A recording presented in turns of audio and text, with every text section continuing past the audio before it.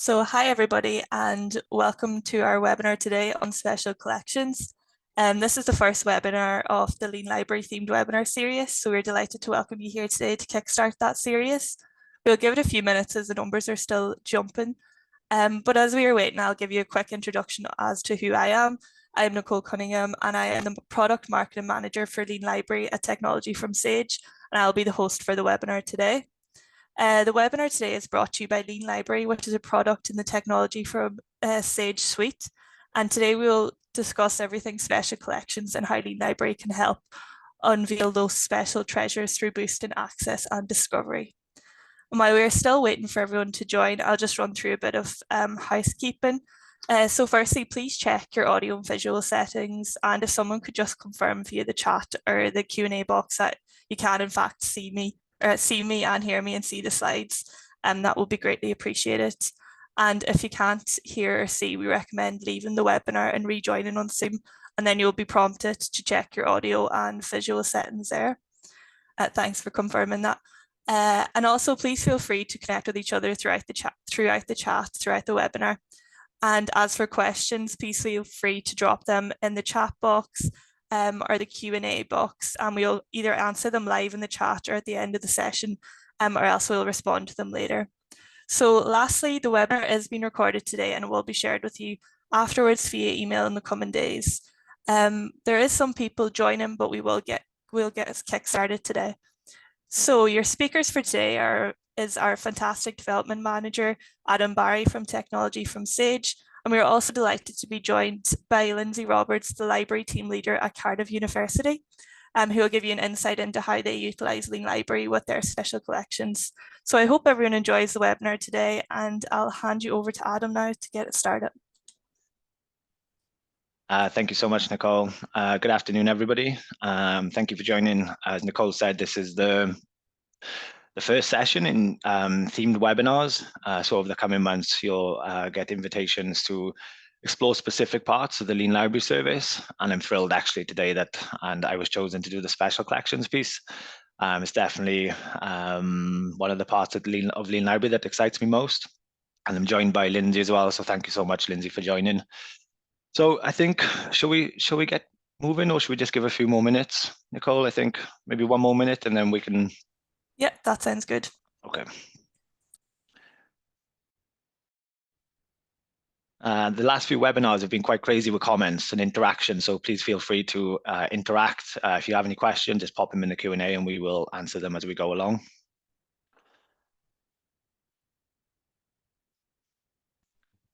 Hi, Laxman. Good evening. Nice to have you here again.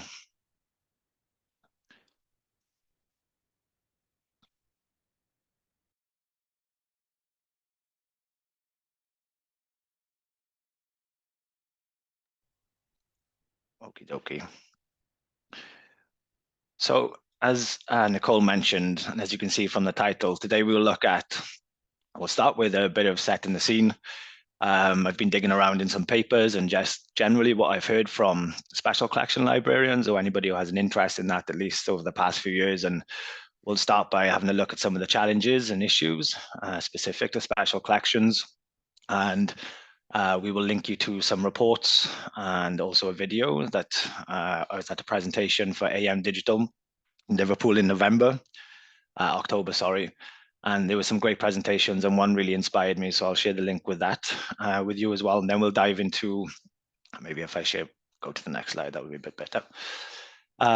So setting the scene, and then Lindsay will kindly take over and go through a demonstration of what they're doing at Cardiff and probably explain a little bit about the ongoing projects and the conversations that we've had up until this point. And then I'll come in at the last part then just to talk about access points in general for special collections and how using Lean Library we can create these multiple access points to try to draw attention to the special collection and thus creating usage and visibility of it. And then also, which I'm quite excited actually, I'm going to show you through some AM content integrated into Lean Library. So AM Digital, you might be more familiar with Adam Matthew, but they're now called AM Digital. So we're looking at all of the different ways we can integrate that content. So it's primary source content, they're a primary source provider. what we're looking to do is integrate that content to bring it directly into the workflow as well. And then we'll finish with Q&A at the end. Okay, so I think it would be good also if you can get some interaction as well as we go along. If you are a special collection librarian or archivist, perfect. If you're not, no problem at all. Your input is still valuable because I appreciate you probably understand and at least speak to your colleagues. But for my reading and from what I've heard in the last number of years is these are some of the challenges for special collections. So I think one of the big things is if you have a really dated book, a couple of 100 years old or maybe even older, I mean, some of these special collections, from what I learned, there's even artifacts from ancient Egypt and Babylon and things like this. So making sure that those are preserved as well as providing as much access as possible so they can help in the research is one of the big challenges. And I think vastly different to the challenges of the digital collection, of course. Digitization and technology, that's another big one. And I guess the piece that we will really focus on today is the discovery and engagement of those collections. So how can we help facilitate that? We'll dabble into a bit of assessing the impact. There's a feature that you can use with Lean Library to help facilitate feedback about your special collections. And one of the other challenges is integrating that within the curricula and research. So how do we get special collections into the researchers' hands, and how are they using those for their research purposes and learning outcomes, this type of thing. And I think at least from my side as well, and maybe I even thought this before embarking on learning more about special collections, was the perception where we talk about that Lean Library, actually that the library is not just a collection of books, not just a place that you go to get books off the bookshelf, and special collections aren't sitting in the archives. I think we even presented out of the archives and into users' workflows at the AM Digital Conference because they're not sat in the dusty corner, as I said there, and some perceive that they're only accessible or relevant to a few. And I think, Nicole, if you could at this point share the link to a presentation from the AM Digital Conference. And it was a mathematics professor actually using primary source historical material as a mathematician. And she encouraged, there was a working group that she encouraged to get involved in the project. And they were math students studying historical documents from a mathematician of 200 years ago. I think the lady's name was Mary Somerville. And it just highlighted to me, actually, you don't have to be, how to say, if you think about primary source content, most probably people would assume that history students or things like that, when what this lady was saying is that actually, no, it doesn't matter what you're studying, special collections and primary source material is useful for all. So thank you for popping that in there. I encourage you to check her out. And there's also, I think, 10 other videos, which are super useful as well. Another issue, I guess, is the physical access limitations. We touched on that on the previous slides. But this can, of course, exclude a lot of users. So we'll look at how can we help with that issue as well as we go into the presentation. And quantifying the impact of outreach activities and demonstrating the value of special collections to stakeholders. And I've taken a snippet from a blog post, again from AM Digital. So Anna Klein says, my 3 different experiences with unique resources have one underpinning similarity: accessibility or the lack thereof. Both of the archival collections I worked on are physical only. The library collection was also physical only, which posed a huge problem for students during lockdown when they couldn't come onto campus to access their books, but couldn't access them online either. So I think there are some similarities between general discovery that relative to special collections, but something that I've learned actually is that to try to even make something discoverable, there's got to be some sort of form of metadata there, and a lot of this archival material and special collection material lacks metadata as well. So it's how can we help in those instances without even digitizing, and that's something as well which we'll touch on later on. For anybody who knows Lean Library, who's a customer of Lean Library, may have seen this slide before, but it's just touching not so much about special collections at this point, but discovery in general. So from our reports, and there's many reports and research now that points in this way, that Google is a common starting place for undergrads and Google Scholar for faculty and postgrads.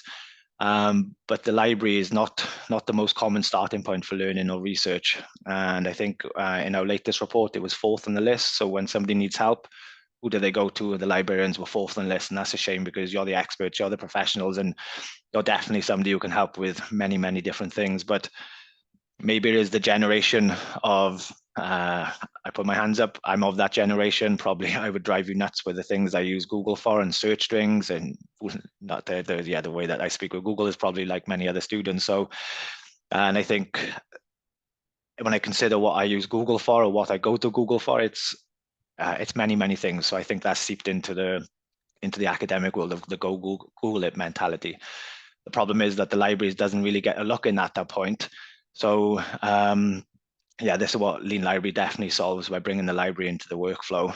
And as you can see on the right-hand side, our data shows that 48% of patrons begin on Google Scholar. And a screenshot, something I did before was take a screenshot of Google Scholar with Lean Library and take a screenshot of Google Scholar without Lean Library. And it's vastly different. You can see all these different widgets going on Google Scholar, which is there to help the patron or there to help the student. And without the lack of library support is quite noticeable. And just to put it out there from day one, we believe that the best place to be is the library website or in the library itself.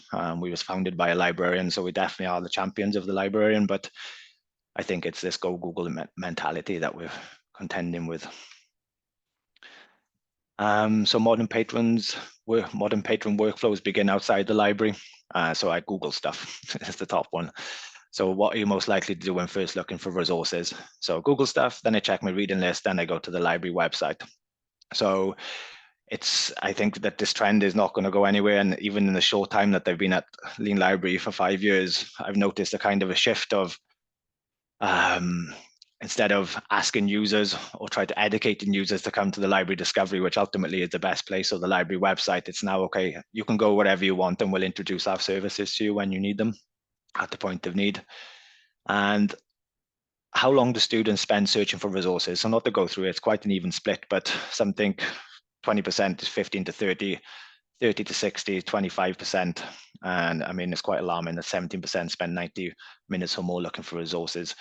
If they had the reflex to go to the library systems, then it definitely wouldn't take this long. But when they navigate in different publishers, different websites, aggregators, looking to authenticate, how do I even work out that the library has a license to this, et cetera, that's when the time is eaten up. And thank you for sharing the reports as well, Nicole. I encourage anybody who hasn't downloaded them to check them out. There are 3 reports from 2021 was the first one, and the recent one was published last year, but they just give an indication to the scene and the state of discovery, and there's many different parts to it, but focus around discovery is the main part. I'm going to just end with this slide, and I'm going to hand you over to Lindsay, and Nicole can link you to this paper as well. It's from the Liber Quarterly. So previous studies have attempted to map the cultural shift special collection departments have been experiencing as part of the digital revolution, as well as the need to develop a new business model. Cullingford provided a holistic view of the matters that concern special collection professional nowadays, from care and digitization of collections to widening access and fundraising.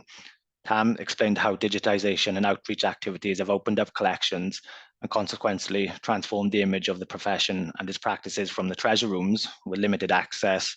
Special collections now increasingly form the basis of the development of services and programs that enable research libraries to engage with their diverse audience groups in new and creative ways. So thank you so much for sharing that. Check it out, read it. But I guess the last part is just what I want to touch on is just this new and creative way. How can and not even just Lean Library, I guess, what technology is out there, or what can you do as special collection librarians or archivists that is new, that is creative, to try to get your content and your unique content actually in front of as many eyes as possible. So I'm going to hand you over to Lindsay, who's going to share more about what they're doing at Cardiff, how they're using Lean Library to surface the special collections. I'm going to stop sharing my screen, and then Lindsay will share hers. Thank you so much.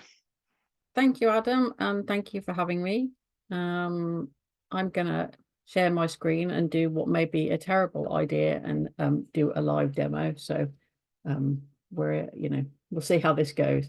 And we have got backup slides should anything go terribly wrong, but it is nicer to actually see it live. So what I'm showing at the moment is I am Lindsay Roberts. I am one of the college librarians at Cardiff University, and I was the person who brought Lean Library to Cardiff University in the first place, and have continued working on it from then on. So I am not a special collections librarian, but I have been the person who's kind of been making the connections in how we use the library within Lean Library. So what I'm showing you is our library catalogue. It's Primo by Ex Libris underneath. And we have a tab at the top, which takes you to our digital special collections, which is everything that we have currently digitized out of our collection. We have got a big project going on at the moment to digitize a lot more materials, so there will be more getting added to this as we go forward. And this is archived on things like Archives Hub as well, but we worked with Adam to really think about how we could further promote our kind of special collections by using Lean Library. So what we have done is I will show you kind of what we've done in Lean Library, and then I'll show you what it kind of looks like on Wikipedia. So these are our kind of collections that we have. They're very wide-ranging on what we've actually got. And we went through the collections with the special collections team and asked them to really think about what was in the collections, to write some descriptions for each one that we could show within Lean Library. And then we kind of came up, so this is kind of in the Lean Library database, but we came up with a sort of a definition for kind of each collection, the direct links to it. And then the more challenging part of the process was thinking of kind of keywords that we would like to use to highlight the resources. So these are set up to show in Wikipedia. So I will demonstrate to you what they look like in Wikipedia. But the challenge, one of the challenges we had is some things which we have in digital special collections, a relevant Wikipedia page doesn't exist for. So then that's more difficult to link. But I'm going to show you the ones that we, you know, some of the ones that are on here. So the first one I'm showing is Philip Edward Thomas, who is a poet, of whom we have his archive within the university. And as you can see, so this is his Wikipedia page. One of the challenges with Philip Edward Thomas, or Edward Thomas as he's known, is there are a number of well-known people with Wikipedia pages called Philip Thomas. So that just adds to the challenge of this one. But as you can see, we have two links that show up on Philip Edward Thomas's page.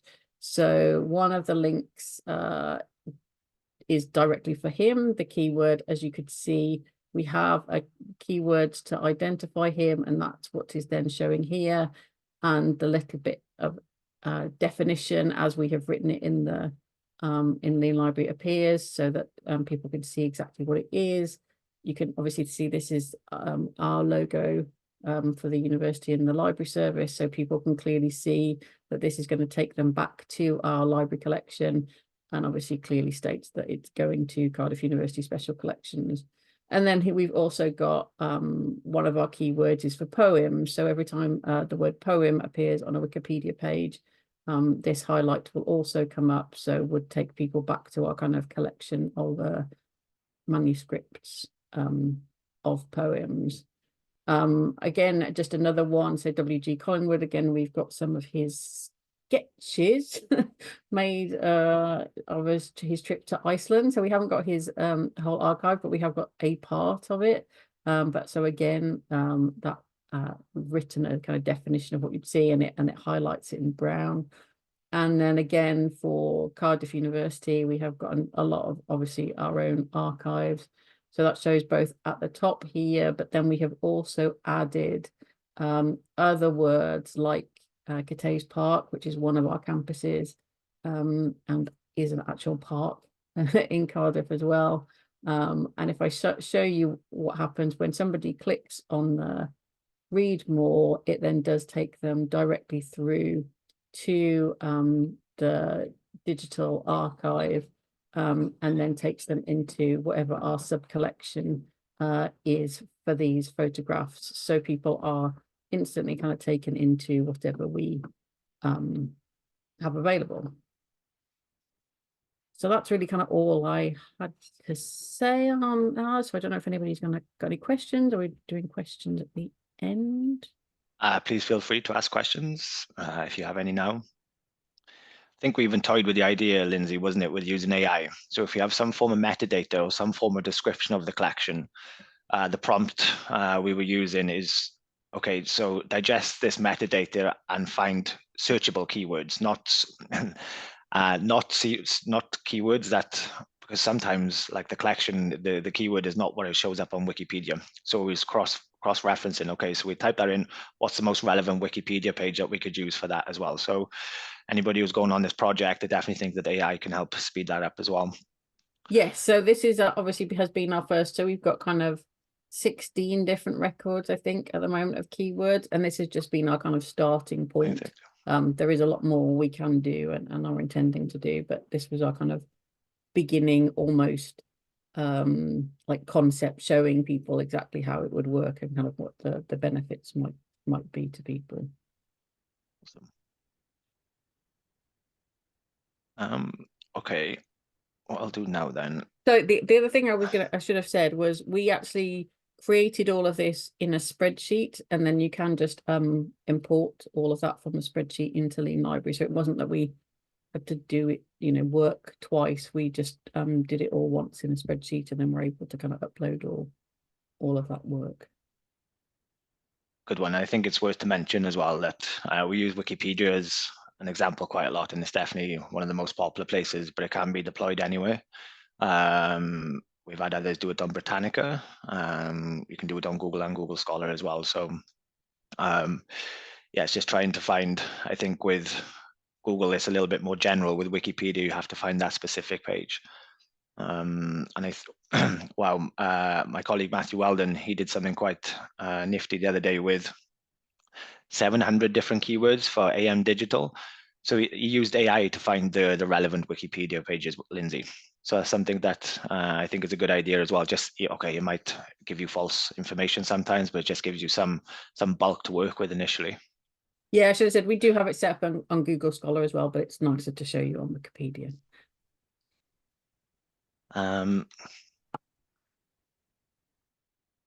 Hey, hello, Kath. Yeah, so this part is library futures. So it's one of the features of library futures. If it's something that you want to chat about, we can pick that up. Yeah, that's right, you have access. I've Cardiff Met. I'll drop you an email afterwards, Lindsay, if you want, and we can, sorry, Kath, and we can pick it up then if you want. Nice to hear from you. Okay, so I'm not going to go back to the slides right away. I'm going to share my screen and going to do a live demo as well. Means it works so well for Lindsay. Okay. So one of the things I touched on earlier was creating multiple access points. Now, the beautiful thing about this is even if the item hasn't been digitized, but you have some location of where you're advertising that collection, these can also be added as well, right? So this is what I talked about earlier as well with Google Scholar. It looks a little bit different when you've had Lean Library or when you have Lean Library on installed. So as you can see on the right-hand side is for anybody that's using Lean Library might be familiar with this feature. It was initially set up to embed the library discovery layers directly into Google or into Google Scholar. But we're toying with the idea, and it can be done. We've somebody at Lancaster confirmed that it can be done, but we just need to work with, we need to do URL scoping, create the right URL scope. Okay. So the idea was this part here is I search for economic theories. Okay, the search results are not super relevant because I haven't set it up in such a way, but just to give you the examples here. So it was always library search. So that's showing everything that is available within the discovery layer. But then there's a way that if you create the URL scope that goes into our dashboard, you can segment it to be special collections only. So actually, if I search for economic theories and I click library search, that's going to give me everything available in the collection But if I click on special collections, that's going to scope it out and filter it to only show special collections, only show rare books. It might even be only show your institutional repository as well. So that's one access point into the special collections, is by bringing it into a search format, like a search result list rather, into Google Scholar. Or Google itself. And as you would have seen from Lindsay's presentation, on the left-hand side, you can see that there's two keywords highlighted. I'm just going to try and move. There we go. I can see. You can also see in the corner. I'll come back to that in a second. This is the workflow librarian. So if I open this, what you'll see is tools. Now, these allow the user actually to disable and enable different collections that the librarian has enabled for them. So as you can see, there's a few of them there. And depending on what collection has come from, we'll give the color on the left-hand side. So you can see that the blue one is for AM Digital, and then the even lilac, is it? I'm not sure. Sage Research Method. So you can add as many of these as you want, and then the end user can select which content packages they want to have integrated into the workflow. So what I mentioned earlier, so if anybody is not familiar, AM Digital is the primary source provider. And one of their content packages is called AM Explorer, which is pretty much everything that they offer. And we've been working with colleagues there to obtain a list of their collections, and then very much like Cardiff, using taking the descriptions of those collections to create searchable keywords and finding relevant Wikipedia pages. So I think we've created 750 different keywords for access points to AM content. So it's something we hope to share more of in the coming weeks. But Lindsay, you'll definitely be one of the first people that we speak to about it as well. So similar principle, what we're doing here is, imagine this was a special collection and you have something on economic theories, the user would hover, and then they can be taken through to that content. So everything on here is, you can brand it. So you have your logo here, the description, you can have it as little or as much as you want. And then the button here, access more, discover more, read more, wherever it might be. If I click this, I'm going to be routed then to the authentication part. Of course, if you're using library access, we simplify this part by providing the authentication method. But if I've already authenticated, then I'm taken into the environment where I can access that content right away. So it's a similar principle. In actual fact, this feature was first designed with publishers with taxonomies. So things like Statista, BMJ, Sage Research Methods was the original concept for this, and we expanded it into special collections. Because as you will see here, there is another word that's highlighted, and that's highlighting the Sage Research Methods database. So what I will say is, even though we're very much talking about special collections here, just to get some ideas flowing, I think it's definitely a good idea to think about what other things you can inject here as well. And another example that I'll show you in a moment is if you've, as a librarian or as a library, have learned, of course you do, learning and teaching resources that you've created for students, and you can make students aware of that content using this feature as well. So something else to show you, and this can be done quite simply as well, Lindsay, actually highlight and search. So let's just say this is an interesting search term for me. I can highlight that word, right click, and then have a Lean Library button. So most institutions will have Search Library Catalog, Search Library Discovery, Search Google Scholar. But what we can also do is segment the discovery. So if I search special collections, it's going to take that keyword and post it into the discovery layer, or filter it based on the special collections that you have. So you can add up to 5. As you see there, you've got institutional repository as well. But I'm just trying to show you ideas of how can we create these multiple access points to the collections that you have. Yes, that was that for that one. I'm going to close this one down, and the banner is really not the Zoom banner. If any of you have done webinars or even on Teams, when you get the banner that goes across the top of the page, it covers the tabs. But I just wanted to show you how it looks within Google as well. So I've searched for Chinese philosophy, and you can see there it's highlighted. So there's a primary source. There's primary source content from AM Digital around Chinese philosophy. So imagine this was a special collection of yours. Click access content, and they route it to that location, whether it would be the discovery layer like Cardiff, or whether it would be a web page on your library website as well. you can see that we've highlighted these ones as well. And again, if I click them, it's just going to take me to that location.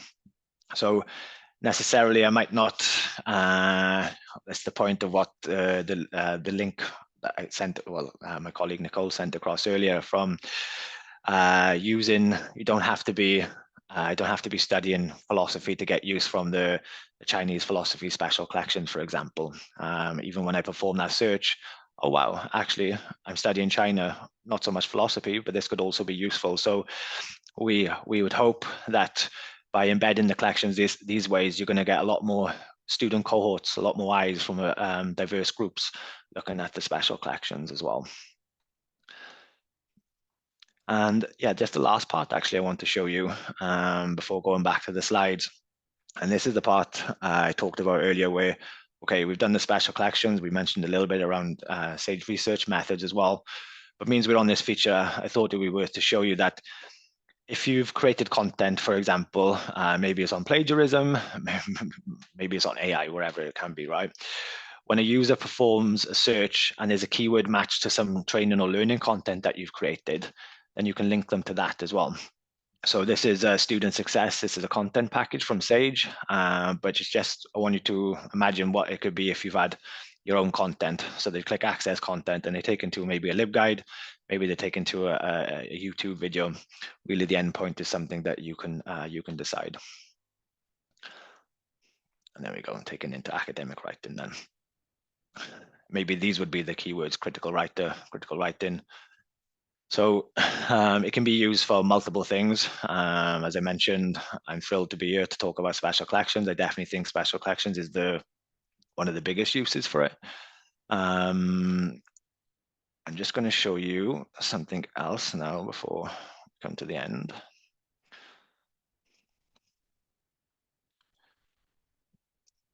Share my screen again.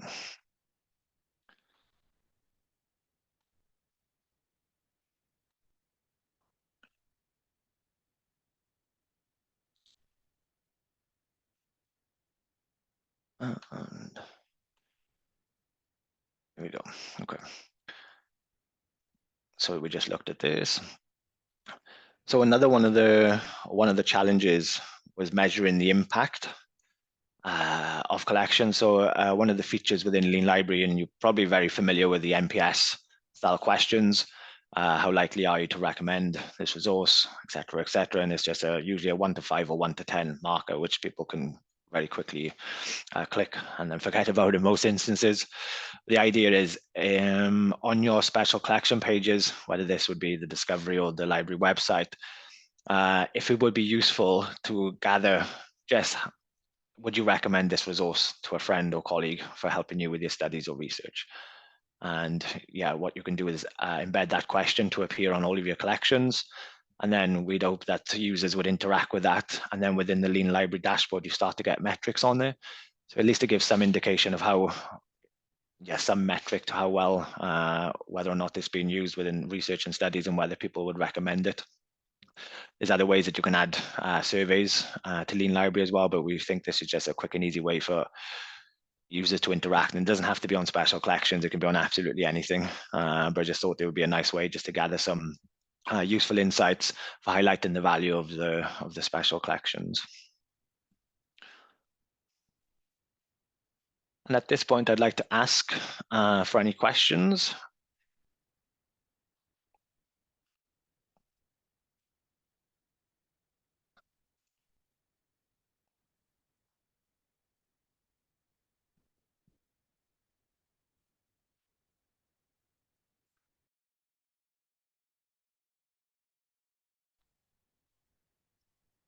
Nicole, what's the time? We have a bit of time, right? Yeah, there's 11 minutes left. Okay.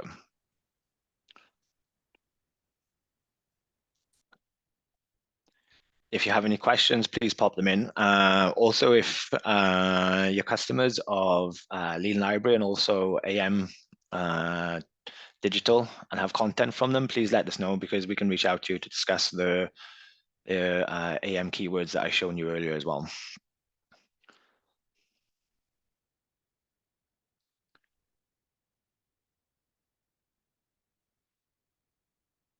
And yes, thank you so much as well, Nicole, for mentioning the other events. So they'll happen once a month. Of course, there's other webinars. We've had quite a few recently, right? So there'll be more upcoming.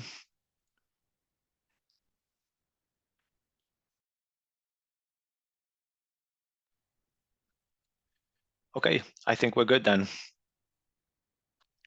Okay, I'd just like to say thank you for everybody for joining. Thank you, Lindsay, as well, for coming by and sparing some of your time for us. We really appreciate it. And of course, thank you, Nicole, for hosting and organizing. Much appreciated. Take care, everyone. Yeah, thanks very much, Adam. And just to mention that I will send out a follow-up email with the recording for this webinar. And as Adam's mentioned, be sure to share the other themed webinars with your colleagues and sign up for any that might be relevant to you.